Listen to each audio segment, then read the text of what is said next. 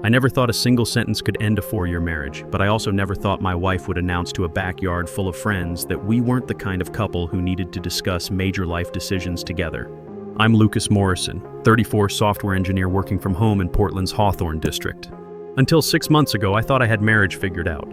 I debug authentication systems for a living. User tries to log in. System either accepts or rejects them based on clear parameters. Simple logic. Turns out relationships don't have unit tests. If you're drawn to stories about modern relationships falling apart and the moment when someone finally says enough, hit that like button and subscribe right now. Every day brings new stories, and each one is more intense than the last. The smell of charcoal and grilled salmon filled Jake and Melissa's backyard as I stood near their deck, nursing a Deschutes IPA and trying to focus on Tom's argument about the Blazers' playoff chances. Perfect September afternoon, 75 degrees, clear skies, the kind of weather that made Portland's cost of living almost seem worth it. Claire was across the patio with Sarah and some women from her new marketing firm talking about some leadership program. Her voice had that excited energy I hadn't heard in months when she talked about anything involving our life together. That should have been my first warning sign. "Lucas!" Jake appeared with a fresh beer, his apron reading Grill Sergeant. "How's the consulting work? Still making bank while the rest of us deal with office politics? Can't complain. Just landed a project with a Vancouver startup. Might need to travel up there a few times next month. Claire cool with the travel?" The question hit weird. 6 months ago, I would have answered without thinking. Now I realized I hadn't even mentioned Vancouver to her yet. We'd been like two separate programs running on the same machine. No shared memory, no communication between processes. "Yeah, should be fine," I lied. That's when Claire's voice cut through the conversation noise. 3 months in Seattle for the leadership intensive. It's exactly the kind of opportunity I've been waiting for my whole career. 3 months? I ran a quick calculation, $4,800 for a furnished apartment, plus flights, plus her salary here going to waste. But more than that, 3 months was a quarter of a year. The kind of decision that affects both people in a marriage. I walked over, feeling something twist in my stomach. "Hey, congrats on the program. When does it start?" The conversation around us got quieter. Claire's face shifted, smile becoming forced like when she had to deal with difficult clients. "It's not definite yet. I'm still deciding whether to apply." "But you just said it was exactly what you'd been waiting for?" Lucas, warning tone. I'd learned to recognize it over the past year. The sound that meant I was about to be lectured about something. "Can we not do this here?" I looked around at our friends, all suddenly very interested in their drinks. "Do what?" I asked about timing. "You asked when it starts like it's already decided. Like I need your permission first." The patio went dead quiet. Even the neighbor's dog stopped barking. "I didn't say you needed permission. I said 3 months in Seattle sounds like something we should discuss." "Discuss?" Her laugh had an edge like broken code, sharp and wrong. "Or get your approval?" My hands were getting sweaty around the beer bottle. "Claire, could you stop acting like you own me?" Her voice carried across the yard like a system alert nobody wanted to hear. "We're not some 1950s couple where I need to run every decision by my husband like he's my father." Every conversation died. 15 pairs of eyes locked onto us. I felt heat rise in my face, the same flush I got when presenting code reviews to hostile senior developers. "I don't want to own you, Claire. I want us to communicate about major decisions. You know, like married people do." "Married people?" She laughed again, harsh and brittle. "We're just two people who happen to live in the same house, Lucas.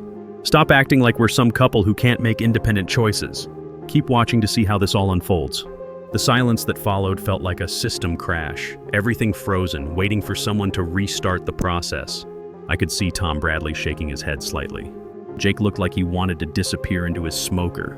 Sarah was nodding like Claire had just delivered some brilliant insight, but most faces showed the kind of uncomfortable expression you get when watching someone's code fail in production.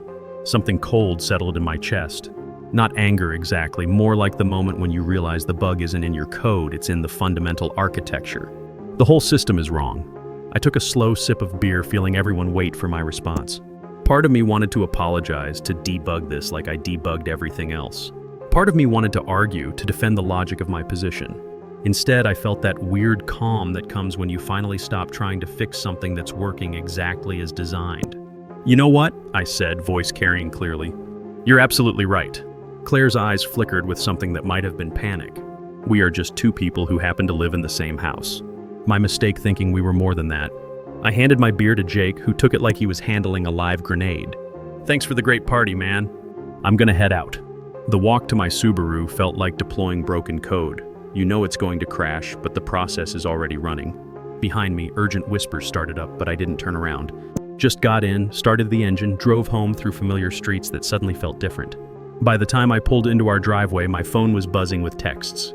I turned it off without looking and sat in my car, staring at the 1920s bungalow I'd bought with my own down payment 2 years before we got married. The house where she'd been treating me like a problematic user account she couldn't quite delete. I stayed up until 2 a.m. that night, not coding, not watching Netflix, just sitting in my office chair running a mental git diff on our relationship. When had we forked into two completely separate projects? I pulled up our text history, scrolling through months of conversations.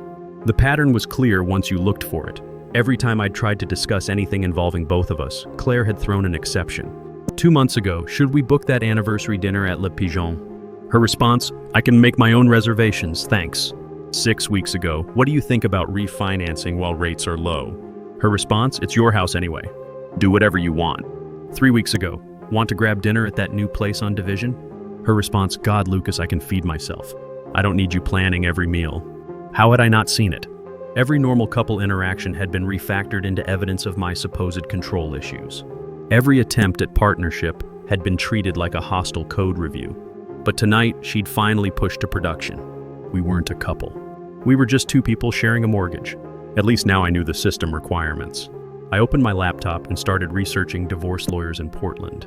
Sunday morning I made coffee and sat at our kitchen table, looking out at the garden Claire had planted when we first moved in together. She'd been so excited about those tomatoes, spending weekend mornings researching companion plants and soil amendments. We'd worked together digging beds, planning what we'd cook with homegrown vegetables. When did that enthusiasm for our shared life get deprecated? Claire appeared around 9, moving carefully like she had a hangover. She looked like she'd been running error logs all night.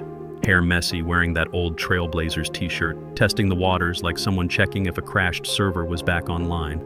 Lucas, about yesterday. Tentative, like prodding a potentially live system. I looked up from my laptop where I'd been reading about Oregon's no-fault divorce laws. What about it? I had too much wine. I said some things I probably shouldn't have. Probably?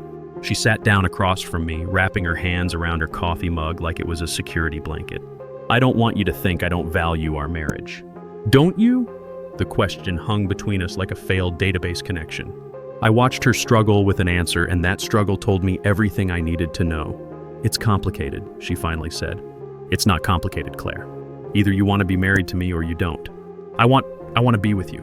But I also want to be able to make my own choices without feeling like I need approval for everything. When have I ever asked you to get approval for anything? Long pause. Outside, the neighbor was starting his Sunday lawn care routine. Normal weekend sounds in a normal neighborhood where normal couples probably read the paper together and plan their week. You haven't. Not exactly, she said. But when you ask about timing, about how decisions affect us, it feels like pressure. I closed my laptop. That's called being married, Claire. That's called caring how our choices impact each other. But what if I don't want that kind of marriage? The words came out small, almost whispered. Something cracked inside my chest like a buffer overflow. Too much data, system can't handle it. Then you don't want to be married to me. We sat in silence for several minutes. Morning light through our kitchen window highlighted dust motes floating between us, just drifting with no connection to anything, going wherever the air currents took them. I think, I said slowly, we want fundamentally different things. Claire's eyes filled with tears. We can figure this out. We can go to counseling. Lots of couples work through communication issues. Counseling is for people who want the same thing but don't know how to get there. You just told me you don't want the kind of marriage where partners consider each other in major decisions. What exactly would we counsel our way toward? I don't know, she whispered. I do know, I said. You want to be single. You want complete independence. And maybe you should have it. The tears started flowing, but I felt weirdly detached watching them. Like monitoring a system crash in real time, you can see the failure cascading through the logs, but there's nothing you can do to stop it. I don't want to be single. I want to be with you. No, you want me available when it's convenient. You want the security of having someone around, but none of the actual partnership that comes with marriage. That's not fair. Fair? I laughed, but it came out hollow. Was it fair to humiliate me in front of our friends? Was it fair to announce that we're not really a couple? Was it fair to spend months making me feel like wanting basic consideration from my wife was some kind of character flaw? She wiped her nose with her hand. I'm sorry about yesterday. I really am, but you can't just give up on us because of one fight. This isn't about one fight, Claire. This is about pattern recognition. You've been telling me for months that you don't want to be married, and I kept trying to debug something that was working exactly as designed. My phone rang, her mother probably. I declined the call. Your family's been calling, I said. They probably want to explain how marriage takes work and compromise, and I'm being unreasonable. They're right, we can work it out. They weren't there Saturday when you announced to everyone that we weren't really a couple. They didn't hear you laugh when people found it funny that your husband wanted basic consideration. Claire was crying harder now. What do you want from me? What can I do to fix this? Nothing, I said simply. You can't patch this, Claire. You can't roll back to a previous version where you actually wanted to be married. The code base is fundamentally broken. I stood up and walked to the window, looking out at autumn leaves starting to fall. You know what's funny? For months, I kept thinking if I just optimized my approach, if I gave you more space, if I stopped expecting so much, maybe you'd remember why you married me. I do remember. No, you remember the wedding. The party, the presents, everyone telling you how beautiful you looked. But you never remembered the commitment part. You never remembered that marriage is supposed to be collaborative development, not a hostile fork. She stared at her coffee like it might provide some kind of salvation. What happens now? Now you get exactly what you've been asking for. Complete independence. Monday morning arrived with the precision of a scheduled cron job. Claire left for work at 8:15, her Honda disappearing around the corner like it had for the past year. The routine felt foreign now, like watching someone else's process run on my system. I had an appointment with Patricia Voss at 10 a.m. Found her through online reviews, guys describing her as fair but fierce and doesn't waste time on reconciliation fantasies. Her office was downtown in one of those converted warehouses Portland specialized in. The waiting room smelled like coffee and leather, windows overlooking the Willamette. I sat watching joggers on the waterfront path, wondering if this was really happening. 4 years of marriage about to be reduced to billable hours and legal documents. Mr. Morrison? Patricia Voss looked like she'd been handling relationship disasters for 20 years. Silver hair, sharp eyes, the kind of no-nonsense energy that comes from seeing every possible way love can fail. Her office was clean lines and efficiency. Law books, family photos, diploma from Lewis and Clark. She gestured to a chair and pulled out a legal pad. Tell me why you think your marriage is over. I explained the pattern, not just Saturday's incident, but months of Claire treating every conversation about our future like a system intrusion. The text where she'd called marriage just a legal formality. How she'd started introducing me as her partner instead of husband at work events. Patricia took notes, asking clarifying questions. When I finished, she set down her pen. Oregon's no fault, but establishing a pattern of one spouse rejecting marital obligations can impact property division. How long married? 4 years next month. Children? None. Significant separate property? The house. Bought it 2 years before marriage, put down $80,000. Worth about $340 now. She nodded approvingly. Clear separate property. Her income? $68 at her new marketing job. I make 95 plus consulting that usually adds another 30 to 40. Debt? This was the part I'd been dreading. She has about $18,000 in credit card debt. Shopping, travel, spa stuff. All in her name but acquired during marriage. Whose decision? Hers. I offered to help budget or pay some down, but she wanted to handle her own finances. Patricia made notes. Interesting. She insisted on financial independence but created marital debt. Did you benefit from these purchases?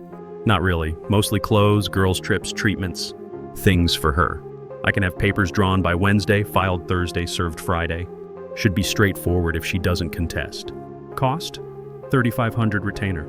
Could go to $8 if she fights, but people who claim marriage doesn't matter usually don't fight hard when faced with losing it. I signed the agreement with a weird sense of relief.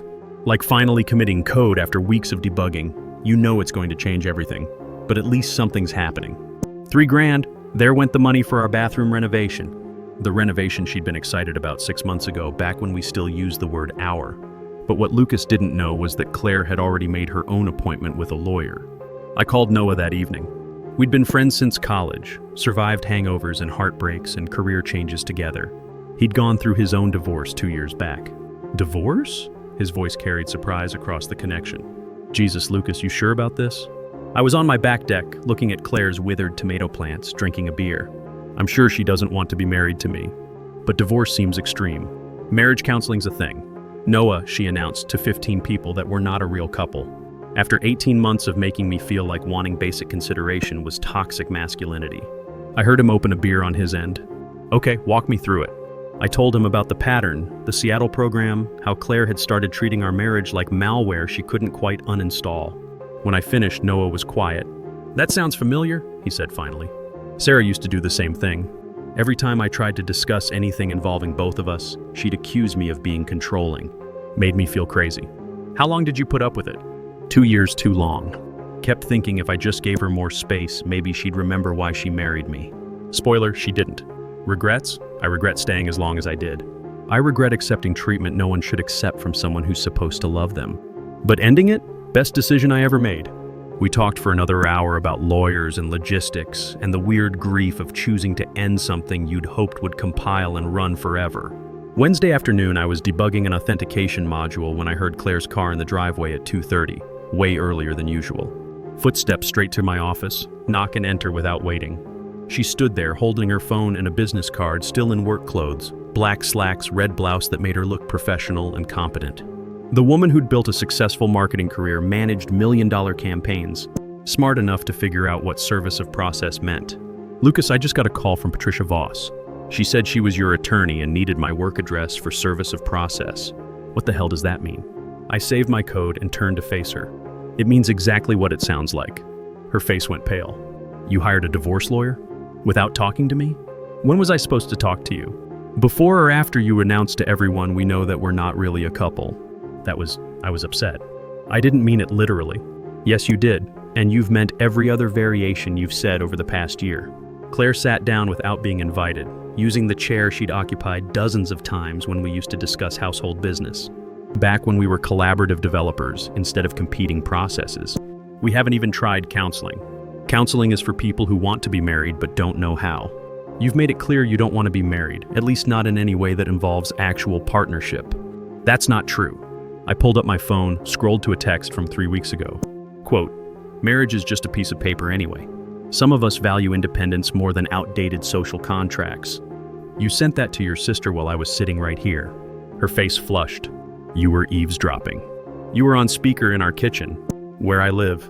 She started pacing, her default behavior when she couldn't find a good argument. Okay, maybe I've been struggling with feeling suffocated lately, but that doesn't mean I want divorce. What do you want, Claire? Be honest, because we're past the point where pretty lies help. She stopped and looked at me directly. I want to be with you, but I also want to make my own decisions without justifying them to anyone. Including decisions that affect both of us? Yes, then you want to be single. You want emotional security without partnership obligations. Maybe that's what modern marriage looks like. Maybe we don't have to do everything like our parents. Modern marriage can look lots of different ways, but they all involve some level of considering your partner when making choices that affect both lives. That's what partnership means. But what if that feels suffocating? Then you're not ready to be married. To me or anyone. The words hung between us like a compile error, clear, definitive, unfixable without major refactoring. I don't want to lose you, she said quietly. You already have.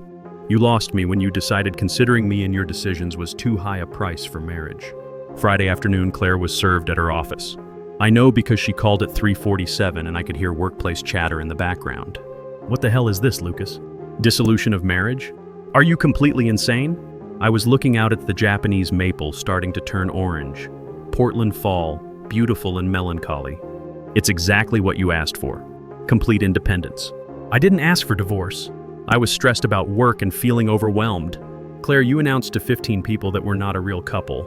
I'm taking you at your word. That's not what I meant, and you know it. That's exactly what you meant. You've been debugging our marriage for over a year, trying to remove all the partnership features. I could hear her hyperventilating. This is insane. We can fix this. Counseling, communication workshops, whatever. You can't patch this, Claire. The architecture is fundamentally incompatible. You want a single user system. I want collaborative development. Please, Lucas, I love you. I don't want to lose my marriage over a stupid fight. This isn't about one fight. This is about what you really want. And what you want is to be single. I'm calling my lawyer. Have them contact Patricia at Morrison & Associates. After hanging up, I sat in my quiet house and felt something I hadn't experienced in months. Peace. No waiting for the next exception to be thrown. No wondering what normal behavior would be reinterpreted as control. Just quiet. For the first time in over a year, I could breathe. Saturday morning brought the storm I'd been expecting. Doorbell at 7 a.m. followed by aggressive knocking. Claire on my front porch, still in yesterday's clothes, looking like she'd been running airlogs all night. Mascara smudged, hair disheveled, clutching divorce papers in one hand, phone in the other. "We need to talk," she announced, pushing past me. "This has gone too far." I closed the door, watching her pace our living room like a trapped process consuming CPU cycles. "Have a seat. Want coffee?" "I don't want coffee. I want you to explain why you've lost your mind." I poured myself a cup and sat in my recliner, the one she'd always said made our living room look too masculine. Felt good to sit in it without apologizing. "I haven't lost anything. I've gained clarity." "Clarity?" She stared at me. "You call destroying our marriage clarity?" "I didn't destroy our marriage. You announced it was already destroyed. Multiple times." She sat on the couch edge, leaning forward with that intense expression she used for difficult client presentations. I was angry, stressed about the new job, the Seattle opportunity, feeling pressure. People say stupid things when upset. You can't base life-changing decisions on one argument. I laughed, cold and bitter. "One argument, let me run the logs." I pulled out my phone, started scrolling through screenshots. 3 weeks ago, I'm suffocating you by asking about dinner. 2 weeks ago, possessive for wondering about midnight work texts. Last month, marriage is just paper to your sister while I'm sitting right here. Her face went pale. "You saved all those?" "I document everything. Occupational hazard."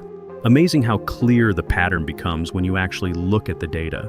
She stood up, tears starting. "Please, Lucas, I know I've been difficult. I said things I shouldn't have. But I love you." "I don't want to lose you." "You don't love me, Claire. You love having someone around to blame when life gets complicated. Someone to handle the boring partnership stuff while you focus on independence. That's not fair." "Fair?" I set down my coffee. "Was it fair making me look like a controlling husband in front of our friends? Making me feel like wanting basic consideration was a character flaw? Announcing that our marriage meant nothing?" She couldn't find an argument that didn't sound ridiculous even to her. "I want to come home," she whispered. "This isn't your home anymore. Your home is wherever independent people who don't believe in marriage live." The tears came hard then, but I'd seen this debugging strategy before. Every serious conversation for the past year, Waterworks would start right when her other tactics failed. "You're being cruel." "I made a mistake." "I'm sorry, isn't that enough?" "Sorry for what? Getting caught? Facing consequences? Or actually meaning every word about not wanting to be married?" "I'm sorry I hurt you." "No, Claire, you're sorry I stopped accepting being hurt." My phone rang, her mother's number. Probably ready to lecture me about marriage taking work and compromise. I declined. "Your family's been calling. Your mom, Rachel, probably everyone. I'm sure they think I'm throwing away something beautiful. They're right, we can fix this. They weren't there Saturday when you announced we weren't really a couple. They didn't hear you laugh when people found it funny that your husband wanted basic consideration." She wiped mascara streaks with her hand. "What do you want from me?" "What can I do?" "Nothing," I said simply. You can't roll back to a version where you actually wanted partnership. The codebase is corrupted. She stared at me for a long moment, probably waiting for me to crack, show some sign this was an elaborate bluff to scare her into better behavior. But I wasn't bluffing. The man who'd tolerated months of being treated like malware was gone, replaced by someone who knew exactly what he deserved. "This isn't who you are," she said desperately. "You're not this cold." "You're right, the man you married wasn't cold. But you spent months teaching him that warmth was a vulnerability to exploit. Consider this his system upgrade." 3 months later, I was renovating the kitchen when my phone buzzed with a text from an unknown number. Almost deleted it as spam, but something made me open it. "Lucas, this is Claire. I know I'm not supposed to contact you directly, but I wanted you to know I've been in therapy for 6 months now. Dr. Shaw helped me understand why I sabotaged our marriage. I'm not asking for anything, just wanted you to know I finally get it. I'm sorry for everything. You deserved better. I hope you're happy." I stared at the message for a long time, sitting on my refinished hardwood surrounded by cabinet samples and paint swatches.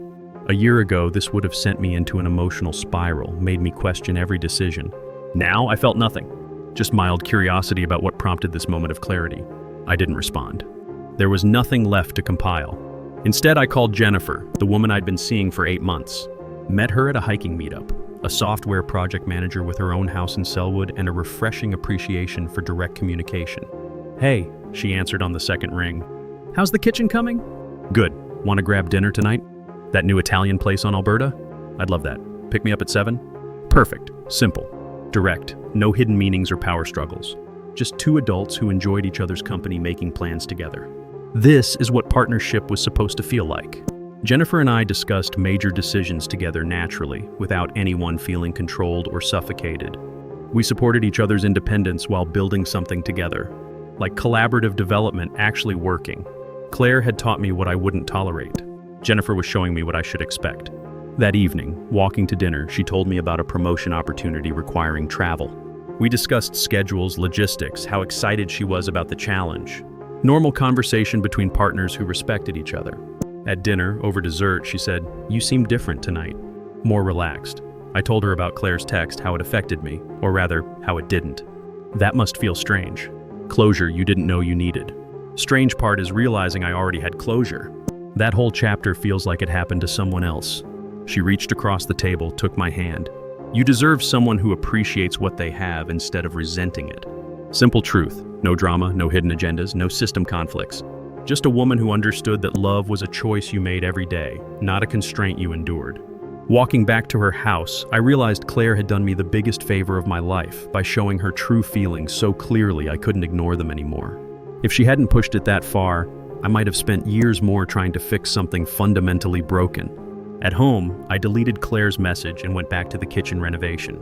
Tomorrow I had a video call with a client in Seattle, ironically, the same city Claire had wanted to move to. The opportunity she'd been so defensive about when I simply wanted to discuss it as partners. I wondered if she'd taken that job, if it gave her the independence she thought she wanted. I hoped she was happy. I hoped she'd learned from our disaster and was treating whoever came next with respect she'd never managed to show me. But mostly I didn't think about her at all. Sometimes the most loving thing you do is let someone go when they've shown you they don't want what you're offering. Growth comes from facing consequences, not avoiding them. Our story ended exactly as it should have, with both of us free to find what we actually wanted instead of trying to force incompatible architectures to work together. And if you're very lucky, that ending becomes the beginning of something infinitely better. Something that compiles clean and runs stable and does exactly what it's supposed to do. If you enjoyed this story about knowing your worth and refusing to settle for less than you deserve, please hit that like button and let me know in the comments what you think about Lucas's decision. Was he right to walk away? Or should he have fought harder to save his marriage? And if you haven't subscribed yet, hit that subscribe button and ring the notification bell for more stories like this one. Thanks for watching, and I'll see you in the next video.